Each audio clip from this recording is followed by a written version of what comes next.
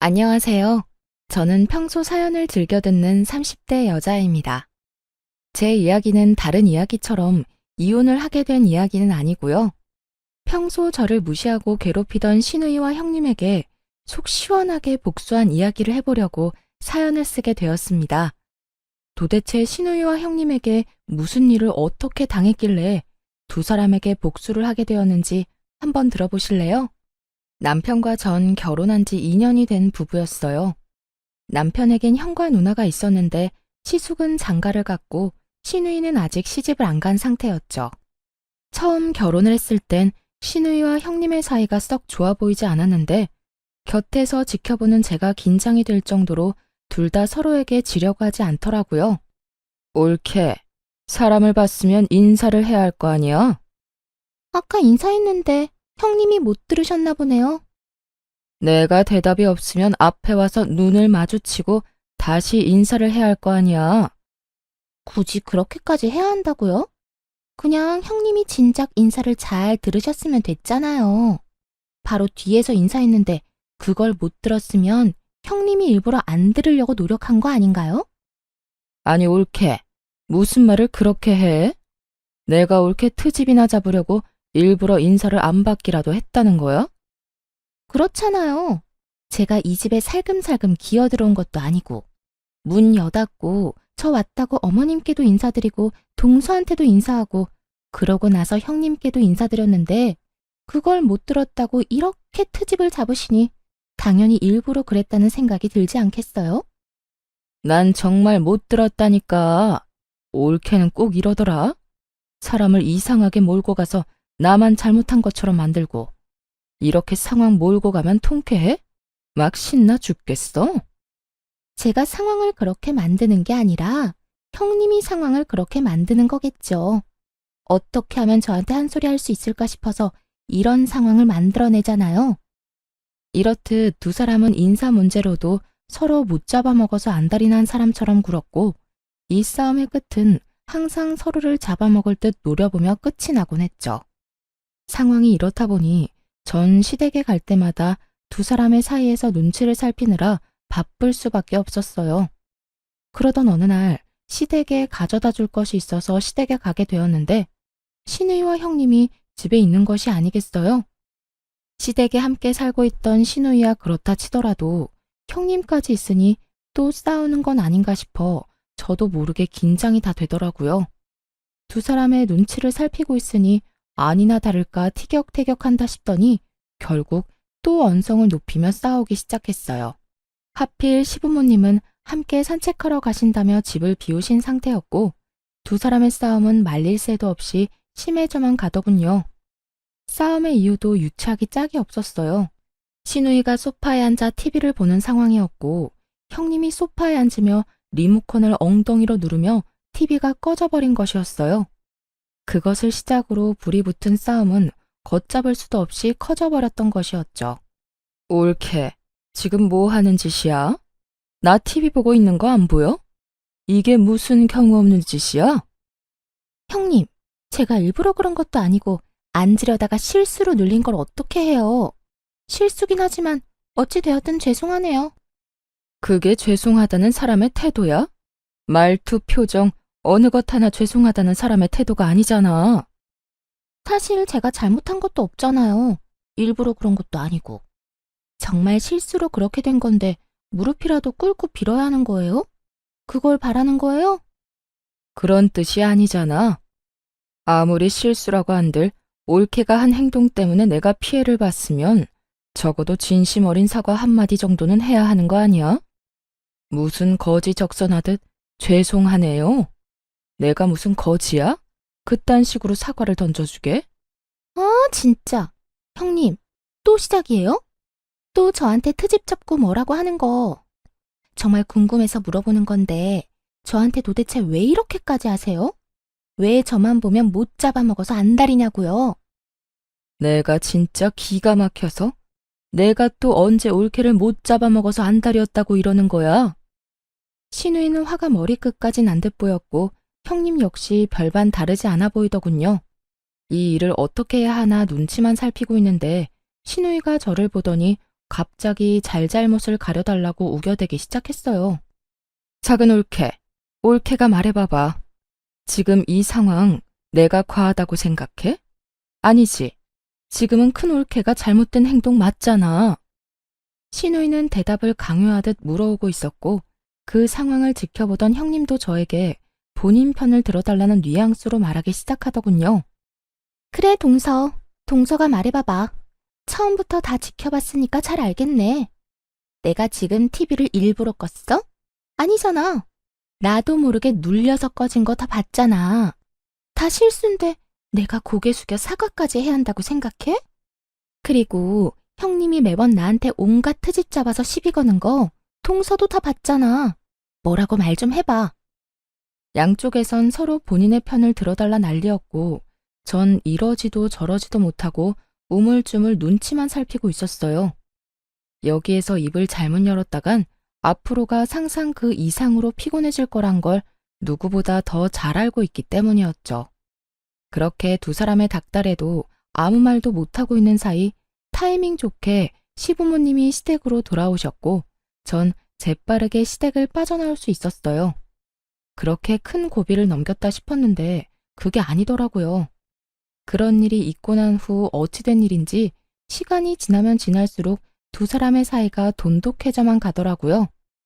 두 사람의 사이가 좋아지는 건 문제가 될 일이 전혀 아니었지만 두 사람의 사이가 좋아지며 저를 노골적으로 따돌리며 괴롭히는 것이 문제가 되었어요. 딱히 저는 잘못한 것도 없는 것 같은데 온갖 시댁 일을 저에게만 시키기 일쑤였죠. 그날도 마찬가지였어요. 특별한 날도 아닌데 시누이가 급하다며 온 연락에 불이 나게 시댁으로 가게 되었고 시댁에 들어서니 시부모님들은 없고 시누이와 형님이 하하호호 이야기를 나누고 있더라고요. 그렇게 이야기를 나누던 두 사람은 집으로 들어서는 저를 보더니 아주 당연하다는 듯 산처럼 쌓여있는 설거지를 하라고 하더군요. 어? 동서 왔어? 잘 왔다. 일단 주방에 가서 설거지 좀 할래? 오늘 형님이랑 이것저것 해먹었더니 설거지가 산처럼 쌓였네. 보다시피 형님하고 나하고 오늘 네일을 새로 받아서 말이야. 부탁 좀 할게. 그래, 옳게. 우리 오늘 네일 한다고 큰돈 썼단 말이야. 손톱 위에 올리기도 많이 올려서 괜히 설거지하다가 기껏 올린 액세서리 다 떨어질 수도 있어서 그래. 그러니까 옳게가 수고 좀 해. 알겠지? 장단이 잘 맞는 두 사람은 손을 들어 보이며 저에게 설거지를 하라고 하더군요. 전 너무 어이가 없어 그런 두 사람을 보며 이렇게 말했어요. 지금 저한테 설거지나 하라고 급하게 오라고 한 거였어요? 두 사람이 내일 한 건 알겠는데 왜 제가 이 설거지를 해야 해요? 여긴 제 집도 아니고 저것도 제가 먹고 치운 접시도 아닌데요. 전 어느 정도 화가 올라온 상태였고 그랬기에 제 말투도 곱게 나가진 않았죠. 하지만 두 사람은 제가 기분이 나쁘든 말든 상관도 없다는 듯 코웃음을 치며 더욱 가관인 말을 뱉어내기 시작하더군요. 옳게. 일도 안 하고 집에서 놀기만 하면 살만 찐다. 그렇게 되면 내 동생이 옳게를 지금처럼 사랑해 주겠어? 이게 다 옳게 생각해서 하라는 거야. 운동도 되고 얼마나 좋아? 그래, 동서. 내가 아버님, 어머님 오시면 동서가 와서 설거지 다 해줬다고 꼭 말할게. 그러면 점수도 딸 수 있잖아. 여러모로 다 동서한테 좋은 일인데 왜 그렇게 화를 내고 그래? 그리고 보다시피 우리가 네일을 받아서 하고 싶어도 못하는 상황이라니까. 기가 막히고 코가 막히는 노릇이었죠. 저만 집에서 노는 것이 아니라 형님도 결혼을 하며 집에서 놀고 있었고 시누이 역시 얼마 전 회사를 때려치우고 시댁에 얹혀 살며 놀고 있으면서 저에게 저딴 말이나 하고 있으니 그저 열불이 나는 상황이었죠. 보란듯이 반짝이는 손가락을 흔들어대는 두 사람을 보며 면전에다 침이라도 한껏 뱉어주고 싶은 심정이었어요. 누군 네일을 안 해본 것도 아니고 붙인 것이 많아 신경이 쓰이면 고무장갑을 끼면 되는 일 아닌가요? 더는 참고 인내하며 사이좋게 지낼 마음이 사라져버렸고 그대로 주방에서 고무장갑을 가지고 와 두 사람에게 한 짝씩 나누어 주며 이렇게 말했습니다. 그렇게 네일한 게 신경 쓰이면 이 고무장갑 한 짝씩 끼고 사이좋게 하세요. 그러면 다 해결되지 않겠어요? 뭐야? 옳게. 지금 손윗 사람한테 이게 뭐 하는 짓이야? 우리가 엄연히 동서보다 집안 서열이 높은데 우리가 하라고 하면 해야 할 것 아니야? 두 형님들 잘 들으세요. 아무리 손아랫 사람이라도 이런 식으로 부려먹는 경우는 없어요. 저는요, 이딴 일은 할 생각 없으니까 알아서 하고 다음부턴 이런 일로 사람 오라가라 하지도 마세요. 전 노발대발하는 두 사람을 뒤로 한 채 집으로 와버렸고 이 일이 시발점이 되어 두 사람은 저를 더 악랄하게 괴롭히기 시작하더군요. 한 번은 이런 일도 있었어요. 당시 전 자전거를 타고 다녔는데 시댁에 끌고 갔던 제 자전거 바퀴에 시누이와 형님이 구멍을 내다 들키는 일도 있었어요. 그걸 발견한 저는 남편을 불러다 모든 사실을 말하며 화를 냈고 남편은 그 자리에서 시누이와 형님께 화를 내는 일도 있었죠. 누나, 이게 다 무슨 짓이야? 이게 얼마나 위험한 짓인 줄 몰라서 그래? 형수님도 그래요. 이게 다 무슨 짓이에요? 요즘 초등학생도 이렇게는 안 해요. 이러다 사고라도 나면 어쩌려고 이런 거예요? 서방님, 아니에요. 저흰 아무 짓도 안 했다고요. 그저 바퀴에 바람이 빠진 것 같길래 그냥 살펴보던 중이었다고요. 그래, 우리 억울해. 우리가 미쳤다고 그런 짓을 하겠어? 큰올케 말대로 우린 그저 바퀴에 바람이 빠진 것 같아서 살펴보고 있었던 것뿐이라고. 두 사람은 제가 봤는데도 불구하고 절대 아니라며 발뺌하기 바빴고 제가 본 것을 증명할 일이 없었기에 남편은 다시 이런 짓을 한다면 가만두지 않겠다며 확실하게 못 받고 이 일을 넘겨버렸죠. 진짜 이번엔 그냥 넘어가는데 다시 한번 이러면 나 가만히 안 있어. 누나고 형수님이고 가만두지 않을 거라고. 그러니까 앞으로는 우리 집사람 괴롭히지 마. 저 역시 화는 났지만 그 짧은 순간에 송곳은 어디로 치워버렸는지 보이지도 않아 그냥 넘기게 되었습니다. 그 뒤로도 두 사람은 저를 못 잡아먹어서 안달이었고 여러 일들이 일어나는 가운데 그 두 사람이 결정적으로 가까워진 이유를 알게 되었어요. 그 이유는 앞전에 두 사람이 심하게 싸운 날 제가 누구의 편도 들지 않고 그 자리를 빠져나간 것을 얄밉게 생각한 형님이 노처녀 시누이에게 남자를 소개시켜주며 시누이와 가까워졌던 것이었어요. 그렇게 가까워진 두 사람은 제 욕을 하며 사이가 더욱 돈독해진 것이었죠. 거기에다 시누이에게 형님 친정 부모님의 회사에 낙하산으로 취직 자리까지 알아봐준다고 하는 바람에 시누이는 그저 형님 바라기가 되었던 상황이 돼버린 것이었어요. 당시 저희 부모님도 사업을 하고 있었던 터라 가만히 있던 저와 더 비교가 돼버리며 그 괴롭힘은 정말 더욱 치사해지더군요. 그러던 어느 날 시누이가 결국 형님의 친정회사에 입사를 하게 되었다는 소식과 함께 형님 역시 그 회사에 일을 하게 되었다는 소식을 듣게 되었어요. 그 후 두 사람은 돈 버는 유세를 다른 사람도 아닌 저에게 부리기 시작하더군요. 옳게. 옳게는 나이도 젊은데 언제까지 집에서 쉴 거야? 옳게도 친정에 부탁 좀 해서 일이라도 해. 옳게 친정 회사는 정은이네처럼 크게 운영하는 건 아닌가 봐. 정은이네 회사는 직원이 20명 가까이 되는 것 같던데. 에이, 형님. 저희 아빠 회사도 큰 편 아니에요. 직원 수도 많지도 않고요. 그저 회사가 튼튼해서 망할 리 없다는 게 장점이죠. 자고 일어나면 줄줄이 망하는 요즘 같은 때 그 정도면 대단한 거지. 그렇지 않아, 옳게? 아, 네? 네, 그렇네요. 20명이면 대단한 거죠. 두 분 다 일하시느라 피곤하시겠어요. 이런 일은 처음이라 좀 힘들긴 한데 정은이가 워낙 날 편하게 해줘. 아, 옳게는 모르겠구나. 정은이가 우리 부서 팀장으로 들어왔거든. 그 덕에 나는 편하게 회사 생활하지. 아, 정은아, 그러지 말고 네 손아래 동서도 일자리 좀 알아봐줘. 회사에 청소할 사람은 안 필요해? 신우이의 말을 듣고 있는데 정말 치가 다 떨리더라고요. 청소부라는 일을 무시하는 것이 아니라 신우이가 말하는 투가 딱 저를 한껏 무시하는 것이 느껴져 정말 참을 수가 없었어요. 그리고 시시덕거리며 말하던 신우이에게 형님의 대답은 더욱더 가관이었죠. 딱히 필요 없긴 한데 동서가 워낙 청소를 잘하니까 없는 자리라도 만들어 볼까 봐요. 저런 인재가 또 없을 텐데 제가 힘 좀 써서 입사시켜야 하지 않을까요?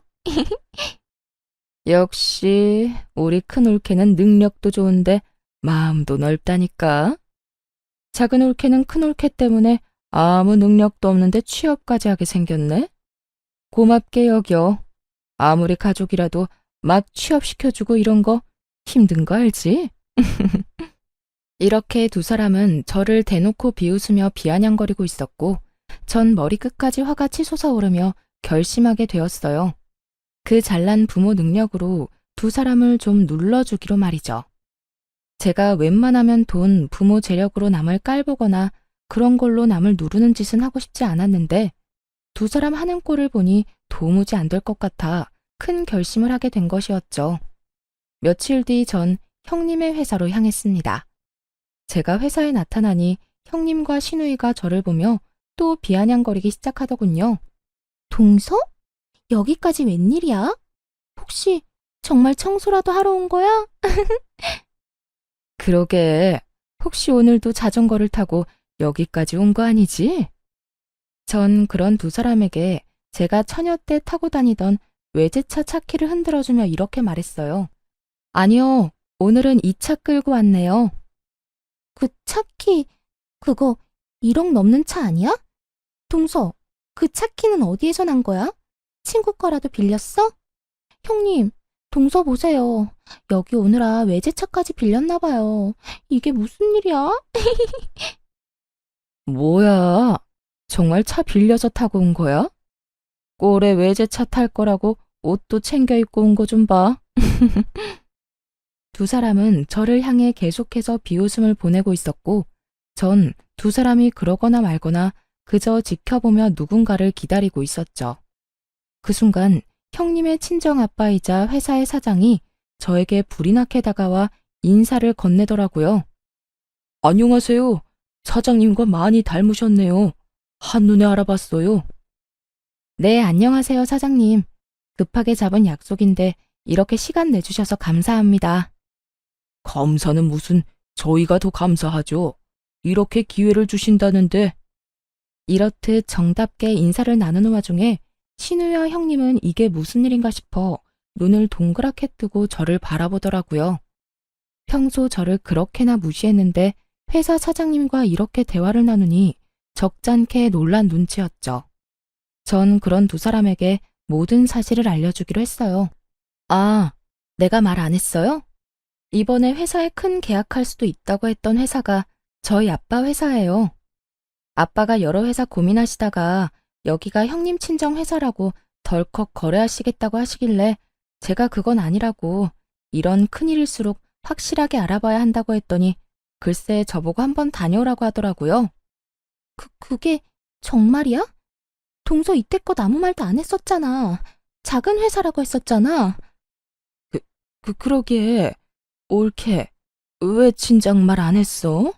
그렇게 잘 나가는 회사라는 건 말 안 했잖아. 제가 굳이 말을 해야 하나요? 그리고 저는 저희 아빠 회사를 정말 큰 회사라고 생각해 본 적이 없었어요.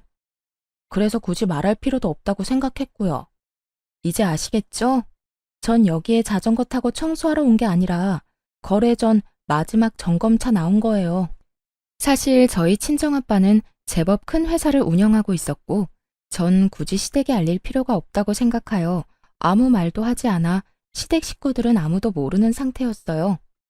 그런데 얼마 전부터 아빠가 새롭게 거래를 시작하려고 하는데 그 리스트 중 형님의 회사가 있는 것 같다며 저에게 물어본 적이 있었죠. 전 그 회사가 맞다고 했었고 아빠는 이왕 일을 함께 하는 것인데 한 달이 건너도 가족이라며 형님네 회사로 최종 결정을 내리려던 중이었어요. 그러는 와중 형님과 신우이가 저에게 청소부나 하라는 말을 해버렸고 그 무시 가득한 발언에 인내심이 바닥이 난 저는 아빠의 힘을 빌려 두 사람이 좋아하는 갑질을 제대로 보여주러 온 것이었죠. 모든 것을 다 알게 된 신우이와 형님은 제 말에 그야말로 얼어붙어 꼼짝도 하지 못하고 있었고 사장님은 미간을 찌푸리며 형님에게 호통을 치기 시작하더군요. 너, 이게 다 무슨 소리야? 자전거를 타고 청소하러 와? 네가 정말 이분께 그딴 말을 했단 말이야? 사람을 무시하는 것도 정도가 있지. 이분, 네 동서라고 하지 않았어? 그런데 그딴 말을 했단 말이야? 너 도대체 네 시댁에서 어떤 식으로 행동하고 다니는 게야? 사장님의 호통에 형님뿐만 아니라 시누이까지 꿀먹은 벙어리라도 된 듯 아무 말도 하지 못하고 있더라고요. 전 그런 두 사람을 대신해 사장님께 이렇게 말해주었습니다. 아까는 저한테 자전거 타고 청소하러 왔냐면서 하셨잖아요. 저는 점검차 나온 거긴 하지만 형님들이 청소하라고 하니 청소라도 할까 봐요. 저보고 청소 잘한다고 청소부 자리라도 내준다고 하셨거든요. 사장님 따님이자 제 형님이 말이에요. 어떻게 할까요? 저 지금 청소라도 하면 될까요, 사장님? 제 말에 형님의 아빠는 목부터 얼굴까지 빨갛게 달아오른 모습으로 고함을 지르며 저에게 사과를 하라고 했고, 형님은 악다구니를 쓰며 싫다고 하더군요. 너 당장 사과드리지 못해? 이게 무슨 망신이야? 아무리 생각이 없다고 해도 사람을 그렇게 무시하는 게 어디 있어? 그것도 이렇게 중요한 분을. 뭐? 사과? 내가 왜요? 내가 뭘 잘못했다고 사과까지 해요? 청소부 이야기는 그저 농담이었다고요. 우리끼리 가볍게 주고받은 농담 말이에요. 그리고 내가 손윗 사람인데 어떻게 손아랫 사람한테 사과해요? 전 절대 싫어요. 윗사람이면 윗사람답게 굴었어야지. 하는 행실은 어린애보다 못한 짓거리를 해놓고 윗사람 대접은 받고 싶은 게야? 너 진짜 당장 사과 못해.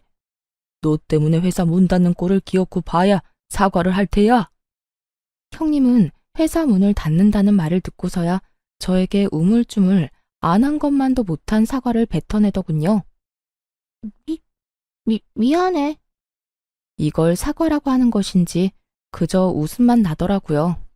전 형님의 사과 앞에 비웃음을 날려주며 말했어요. 아니요, 됐어요. 전 그딴 진심이라곤 없는 사과 받고 싶진 않네요. 그것도 사과라고 하는 건지 도대체 알 수가 없네요. 이번엔 형님의 얼굴이 빨갛게 달아오르고 있었고, 형님의 아빠인 사장님은 제 눈치를 살핀다 싶더니 형님에게 이렇게 말하더군요. 네 입으로 지은 죄, 네 몸으로 갚아. 앞으로 한 달 동안 우리 회사 말고 저쪽 회사로 가서 계단 청소라도 해서 용서를 구해. 뭐라고요? 나한테 지금 청소를 하라고 한 거예요? 그것도 동선의 회사 계단 청소를요? 그래, 여기 너 말고 잘못한 사람이 또 있어? 왜 저한테만 그러세요? 청소 이야기는 형님도 같이 했다고요. 자전거 타고 왔냐고 비아냥거린 것도 마찬가지고요. 옳게. 굳이 나까지 끌고 가야겠어? 혼자서 다녀와도 되잖아. 억울해서 그러죠. 하기는 같이 했는데 왜 저만 이 꼴을 당해야 하냐고요. 형님도 같이 가서 같이 계단 청소해요. 옳게. 정말 이럴 거야? 왜요? 내가 틀린 말 했어요? 입으로 같이 지은 죄 같이 갚아야 할 것 아니에요. 형님의 물귀신 작전 때문에 시누이까지 꼼짝없이 저희 회사로 출퇴근하며 계단 청소를 하게 되었고, 한 달 동안 두 사람은 저희 회사 곳곳을 다니며 청소를 해주었어요. 그렇게 마지막 날이 되었고, 두 사람은 일이 끝나자마자 저희 집으로 득달같이 찾아왔더군요. 두 사람은 오는 길에 싸우기라도 한 듯 사이가 좋지 않아 보였는데 저희 집에 들어오면서도 싸우고 있더라고요. 옳게. 진짜 너무하는 거 알아? 어차피 피할 수 없는 청소 혼자 했으면 됐지. 꼭 거기에서 나까지 끌어들여야 했어. 이게 뭐야? 온몸에 땀 냄새에 손에 주부습진 오기 직전이라고. 내가 뭐 틀린 말 했어요? 형님도 동서 괴롭힌 거 맞잖아요.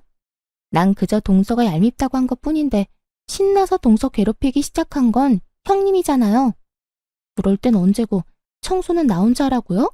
내가 왜요? 청소를 빠져야 할 사람은 형님이 아니라 저였다고요. 뭐? 너 진짜 말 다 했어? 그래, 말 다 했다. 어쩔 건데, 어쩔 거냐고. 감정이 극에 달해버린 두 사람은 반말까지 하며 싸우기 시작했고 결국 폭발해버린 신우이가 형님의 머리를 향해 손을 뻗으며 더 큰 싸움이 시작되었어요. 전 그런 두 사람의 치열한 싸움을 말릴 생각도 없이 지켜보다 집으로 시부모님과 시숙을 불러버렸어요. 얼마 지나지 않아 화가 머리끝까지 난 시부모님이 집으로 들어왔고 한바탕 소란을 일으키고 있는 두 사람을 본 시부가 호통을 치기 시작했어요. 이게 다 무슨 일이야? 둘 다 그만두지 못해? 시부의 호통에 두 사람은 싸움을 멈추는가 싶더니 반성은커녕 서로 잘못한 것에 대해 이르기 바쁘더군요. 아빠, 올케 좀 혼내줘요. 올케가 먼저 작은 올케 얄밉다면서 괴롭히자고 했다고요. 난 그저 올케가 시키는 대로 한 것뿐이야. 나한테 일자리도 소개시켜주고 남자도 소개해주면서 시키는데 내가 어쩌겠어? 시키는 대로 하는 수밖에. 아니에요, 아버님. 형님이 먼저 저희가 싸우는데 동서가 아무런 행동도 하지 않고 자리 피해버린 게 괘씸하다고 괴롭히자고 했다고요. 그리고 남자 소개해준 건 형님이 계속 외롭다고 해서 해준 거고 일자리도 형님이 계속 마땅한 일자리가 없다고 해서 저희 아빠 회사에 취업시켜준 거라고요. 내가 언제 그랬어? 올케가 먼저 일자리하고 남자 이야기 꺼내면서 내 기분 맞춰주면서 작은 올케 너무 얄밉지 않냐고 말 꺼냈잖아. 난 거기에 장단 맞춰준 것뿐이고. 장단만 맞춘 사람이 송곳까지 챙겨서 동서 자전거 바퀴에 구멍을 뚫어요? 그 장단 2번 맞췄다간 아주 큰일 나겠어요. 뭐야? 그건 올케가 자전거 타고 다니는 꼴도 얄밉다면서 자전거를 확 버려버리면 어떻겠냐고 하니까 그랬던 거지. 그리고 작은 올케한테 구멍 뚫다가 들키니까 송곳 버린 사람이 누군데? 내 손에서 재빠르게 송곳 뺏어서 차 밑으로 던진 사람은 올케였잖아. 그게 다 형님이 동서는 가진 것도 없으면서 잘난 척한다고 얄밉다고 해서 시작된 일이잖아요. 올케야말로 쥐뿔도 없는 작은 올케 괴롭혀주고 싶다고 했잖아. 못 사는 집에서 자란 주제에 콧대만 높다고 해놓고. 두 사람은 서로의 잘못을 이르는 것에 정신이 팔려 자신들이 한 짓을 스스로 고하고 있었고 때마침 도착한 시숙이 심각한 얼굴로 이 모든 것을 듣고 있었죠. 시숙과 시부모님의 낯빛은 실시간으로 어두워지고 있었고 이러한 사실을 전혀 알지 못하는 두 사람은 마주보고 서로 얼굴에 침 뱉기를 이어가고 있더군요. 차마 눈뜨고는 보기 힘들 광경에 시부는 다시 호통을 치기 시작했어요. 그만하지 못해? 얼마나 더 못난 꼴을 보일 작정이야? 너희 잘못은 너희가 다 말해서 잘 알겠고 말하는 꼴을 보니 스스로도 잘 알고 있는 것 같구나. 그만큼 잘못을 했으면서도 여기 와서 이딴 꼴이나 보이고 있으니. 아빠, 그게 아니라요. 전 진짜 잘못이 없다고요. 아버님, 저도 잘못한 거 없어요. 이게 다 형님 때문이라고요. 둘 다 그 입 다물지 못해? 조용하고 당장 무릎 꿇고 빌어. 얼른! 시부는 결국 두 사람에게 무릎을 꿇고 빌라고 했고 두 사람은 여전히 반성이란 모르는 사람처럼 왜 그렇게까지 해야 하냐고 따지고 들더군요. 싫어요. 내가 왜 무릎까지 꿇어요? 내가 뭘 잘못했다고. 그래요, 아버님. 저희 반성의 의미로 오늘까지 동선의 회사에 청소까지 해주고 왔다고요. 그런데 무릎까지 꿇으라고요? 싫어요. 아직도 이유를 모른다 이 말인 거지? 그래, 좋다. 큰 며느리는 네 남편이 알아서 할 테니 나는 더는 입댈 것도 없을 것 같고 너는 오늘부터 집에서 나가거라. 난 너같이 생각도 없고 반성도 할 줄 모르는 딸은 필요 없다. 시부는 반성이란 모르는 시누이에게 집에서 나가라고 선포해버렸고 시누이는 이런 시부의 말을 받아들일 수 없다는 듯 시부에게 대들기 시작했어요. 내가 왜 나가야 하는데요? 아빠는 왜 맨날 내 편을 안 들고 작은 올케 편만 들어요? 내가 다 아니라고 하잖아. 다 큰 올케가 시켜서 그런 거라고 하잖아. 그렇다고 한들 네 잘못이 아닌 게 돼? 누가 시키든 그런 행동은 안 했어야지. 남의 자전거에 송곳으로 구멍 뚫는 것도 모자라 말로 상처 주기까지 했다고? 얄미워서 괴롭혔다고? 그게 윗사람으로서 할 짓이야? 넌 아무리 봐도 반성이란 모르는 것 같으니 네 잘못을 뉘우치기 전까진 집에 오지도 마. 이제부터 너에 대한 지원도 다 끊을 게다. 시부는 화를 내며 집을 나가버렸고 그 뒤를 따라 시모 역시 가버리더군요. 그렇게 가버리고 나니 시부모님 뒤에 서 있던 시숙이 모습이 드러났어요. 시숙의 잔뜩 화가 난 모습이 보이자 형님은 눈을 동그랗게 뜨고 그저 시숙을 바라보고만 있더라고요. 그런 형님의 모습에 치가 떨린다는 듯 시숙은 한숨을 크게 내쉬더니 이렇게 말했어요. 잘못한 것이 없어? 누나가 더 잘못했다고? 내가 듣기엔 두 사람 다 도토리 키지게 하는 것 같은데. 여보, 다 들었어? 어디서부터 들은 거야? 어디서부터 듣긴. 두 사람이 서로 잘못한 거 없다고 딱 잡아뗄 때부터 다 들었지. 여보, 내 말 좀 들어봐. 난 그게 아니라 다 형님이 동서는 잘 살지도 못하면서 잘난 척하는 게 얄밉다고 나한테 계속 그래서 그냥 장단만 맞춰준 거야. 믿어줘. 당신이 한 말도 만만치 않던데. 뭐? 자전거 타고 다니길래 재수씨가 못 사는 집안인 줄 알았다고? 재수씨 결혼하기 전엔 외제차 떵떵거리면서 끌고 다녔던 사람이야. 그리고 설사 재수씨 집안 형편이 어렵다고 한들 그런 거 가지고 사람 무시하고 그러면 돼? 뭐? 회사 청소부로 취직시켜준다고 했다고? 당신 정말 이것밖에 안 되는 사람이었어? 사람을 무시해도 유분수지. 청소부가 어때서? 청소부 직업을 무시하는 거야? 난 지금 청소부라는 직업을 무시하는 게 아니라 당신이 청소를 시킨다며 재수 씨한테 말하던 그 순간에 당신이 가진 마음가짐에 대해서 말하고 있는 거야. 당신 재수 씨를 무시하려고 했던 말인 거 여기 모르는 사람 있어? 여보, 내 말 좀 들어보라니까. 난 그저 정말 농담처럼 한 말이었어. 동서가 청소는 잘하잖아. 그래서 농담처럼 장난으로 한 말이었지. 나도 동서가 그렇게 대단한 집 딸인 거 알았으면 그런 장난도 안 쳤을 거야. 그걸 말이라고 해? 집안 봐가면서 누구는 대접해주고 누구는 무시하고. 당신은 이날 이때껏 그렇게 살아온 거야? 내가 알던 당신은 도대체 누구였어? 적어도 내 앞에선 이런 사람은 아니었잖아. 시숙은 인정사정 볼 것 없이 형님을 몰아세우고 있었고 절벽 끝까지 몰린 형님은 태세를 바꿔 화를 내기 시작하더군요. 진짜 너무하는 거 아니야? 내가 뭘 그렇게까지 잘못했다고 이 꼴을 당해야 해? 내가 왜 여기서 당신한테 이런 소리나 듣고 있어야 하냐고. 그것도 동서까지 보는 자리에서 말이야. 당신이야말로 지금 나한테 너무한다고 생각 안 해? 이럴 때일수록 일단 내 편을 들어줘야 할 거 아니야. 당신이 내 남편이라면 말이야. 나도 섭섭해. 나도 화난다고. 당신 진짜 대단하다. 이 와중에 섭섭하다는 말이 나와? 화난다는 말이 나오냐고. 정말로 실망하고 화나는 사람이 누군데? 그래. 내가 다 잘못했고 내가 다 주도해서 동서 괴롭혔어. 이제 됐어? 이제 됐냐고. 내가 그냥 이혼하고 말지. 여기서 이게 무슨 꼴이야? 그냥 나 당신이랑 이혼할게. 그러면 됐지? 형님은 결국 본인 입으로 이혼 이야기를 꺼낸다 싶더니 이런 말까지 해대기 시작하더군요. 차라리 잘 됐어. 생각보다 아빠 회사 일이 적성에도 맞던데 이혼하고 일만 하면서 살지 뭐. 아빠가 월급도 넉넉하게 줄 거니까 깨끗하게 이혼하고 그 돈이나 펑펑 쓰면서 살면 되겠네. 그래, 차라리 잘 됐다. 너 따위가 내 아이의 엄마가 될 수도 있다고 상상하니 끔찍할 지경이니까 임신이라도 되기 전에 얼른 깔끔하게 이혼하자. 그래, 나도 바라던 바야. 그러면 협의 이혼하는 걸로 알고 가볼게. 더는 이딴 곳에 있고 싶지도 않으니까.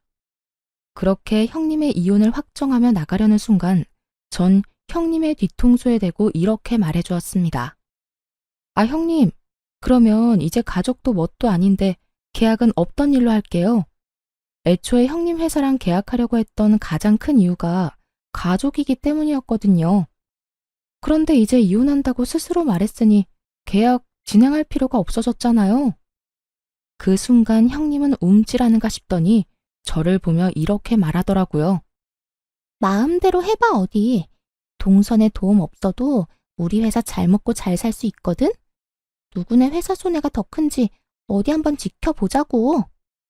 형님은 끝까지 큰 소리를 떵떵 치며 자리를 떠나버렸고 그제야 상황의 심각성을 깨달은 신우이가 제 앞에 무릎을 꿇고 앉아 빌기 시작하더군요.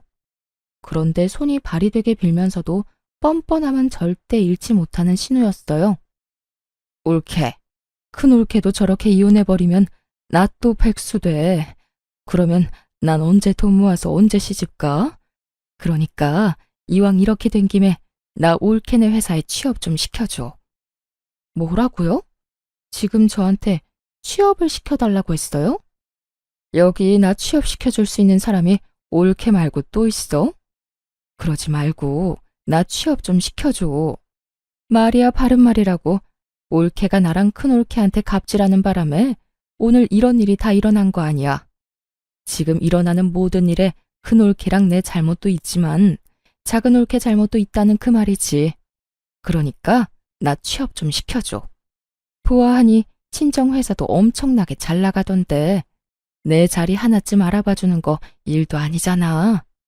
나 집에서도 쫓겨나고 일자리마저 없으면 진짜 오갈 데도 없다고. 내가 갑질하게 만든 사람이 누군데 이제 와서 누구 탓을 하는지 모르겠네. 형님, 기억 안 나요?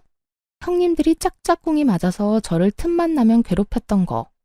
형님 같으면 나한테 그딴 짓인 한 사람을 취업시켜주고 싶겠어요?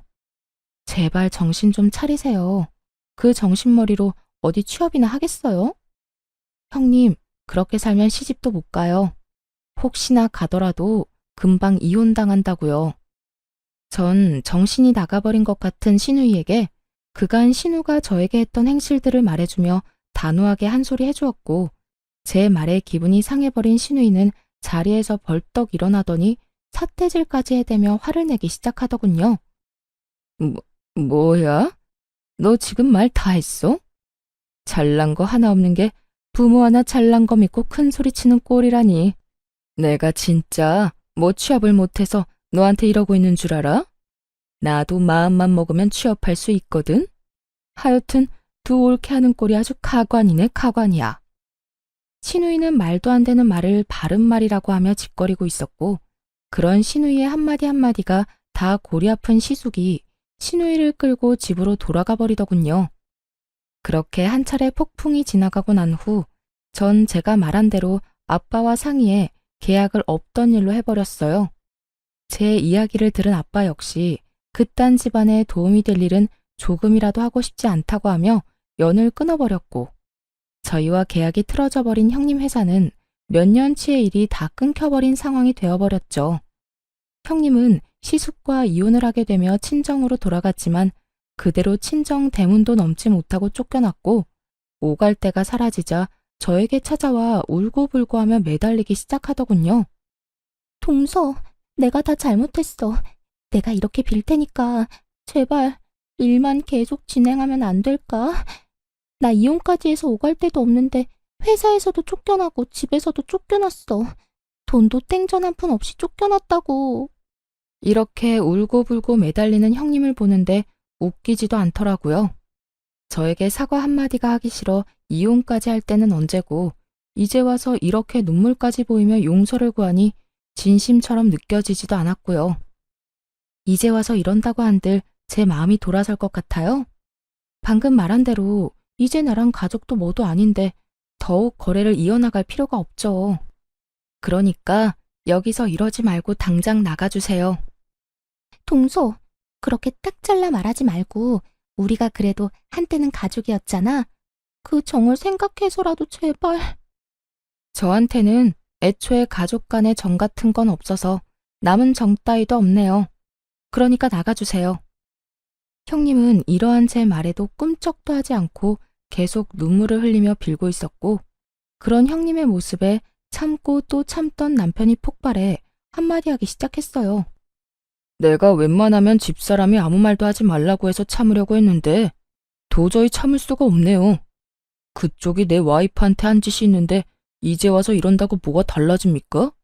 양심이란 게 없어요.